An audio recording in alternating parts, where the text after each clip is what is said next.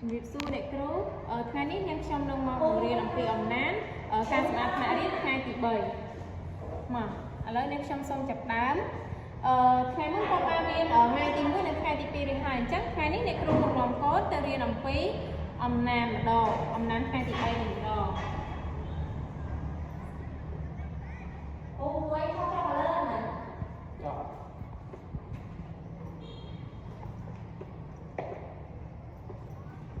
មកឥឡូវកូនលើកក្តារឡើងទាំងអស់គ្នាអ្នកគ្រូមានពាក្យមួយមកចាប់ដើមសរសេរពាក្យភារកិច្ចហើយនៅកូនចាឥឡូវកូនមើលលើក្តារគ្នាទាំងអស់គ្នាលើកក្តារឈ្មោះឡើង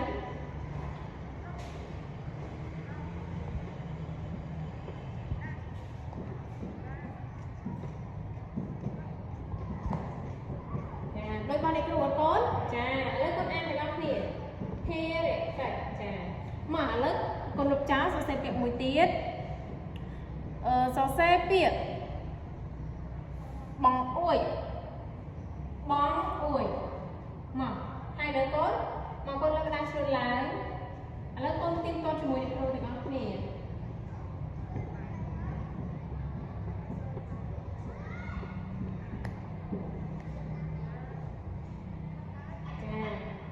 មកឥឡូវកូនចាប់តាមសរសេរពាក្យមួយទៀតធូលីហើយនៅកូនចាឥឡូវកូនសរសេរពាក្យមួយទៀតកំតិចកំទីចា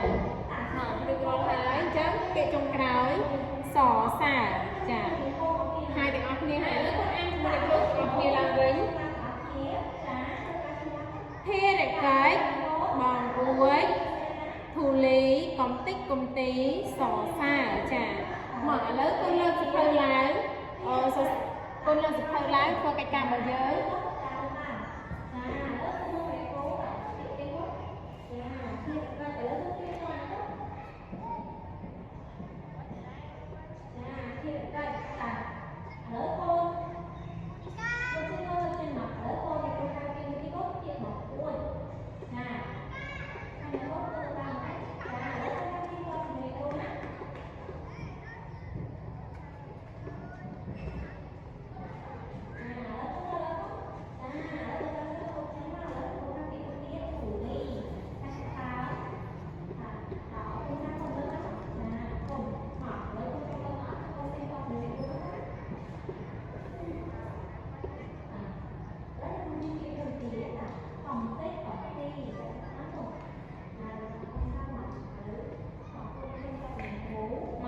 ឥឡូវកូនគាត់ចម្លងចូលក្នុងសភៅរបស់កូនមកឥឡូវអ្នកគ្រូហៅណាចាប់ដើម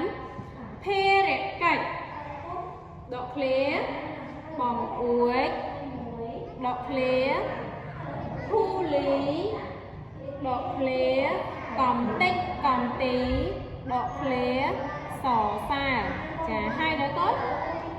ចាហើយទាំងអស់គ្នាហើយឥឡូវអ្នកគ្រូសុំទៀងម្ដងទៀតណាឥឡូវកូនយកដៃចង្អុលមើលភារកិច្ចបងអួយធូលីកំតិចកំទីសសាចាឥឡូវអ្នកគ្រូមានល្បះមួយ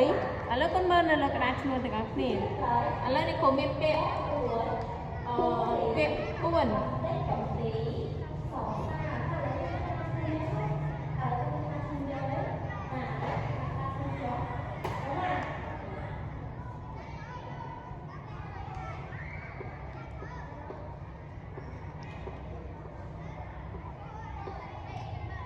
ភារកិច្ចព្រឹកនេះប្រមូលធូលី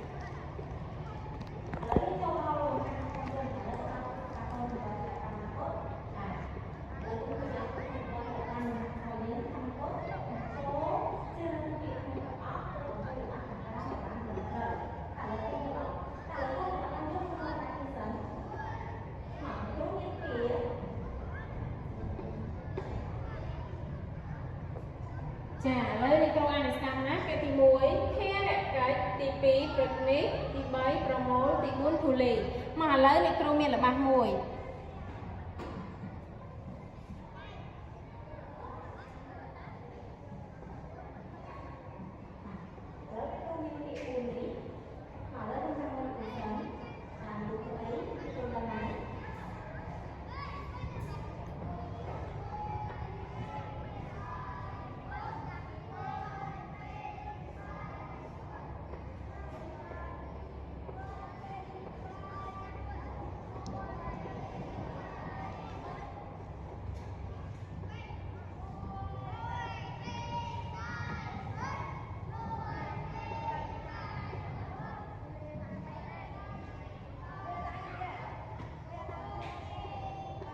khô cha này khô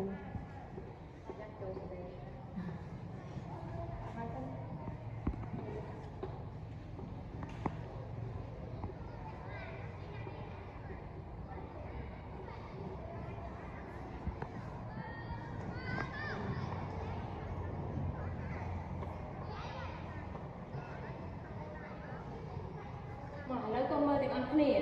ca song áp nạ riêng chỉ cho trách nó bỏ dương tiếng Anh nè ta cả lại cho trách nè ta dương mơ mơ bẹt thằng lớn không rõ lấy ta dương dọc bẹt nát ta bồng bình cho con chà ca song áp nạ riêng chỉ chia bật nét chia promote chia thu lý chia phê cách rồi bỏ dương tiếng Anh nè chà chắc lại những cái ta bồng bình cái ai con chà phê rẽ phê cách các dân sẽ xem phê cách mà